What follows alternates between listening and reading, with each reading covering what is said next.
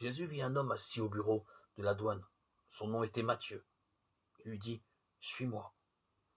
Il l'a vu non pas tant avec les yeux du corps qu'avec le regard intérieur de sa miséricorde. Il a vu le publicain, et parce qu'il l'a vu d'un regard qui prend pitié et qui choisit, il lui dit « Suis-moi », c'est-à-dire « Imite-moi ». En lui demandant de le suivre, il l'invitait moins à marcher derrière lui qu'à vivre comme lui. Car celui qui déclare demeurer dans le Christ doit marcher dans la voie où lui, Jésus, a marché. 1 Jean 2,6.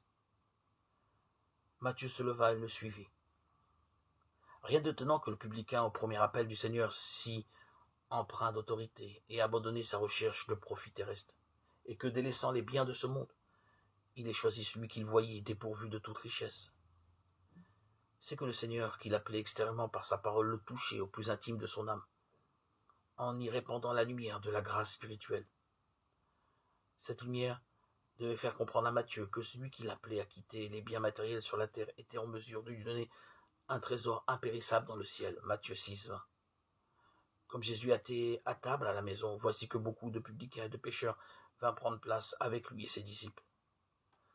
La conversion d'un seul publicain a ouvert la voie de la pénitence et du pardon à beaucoup de publicains et de pécheurs.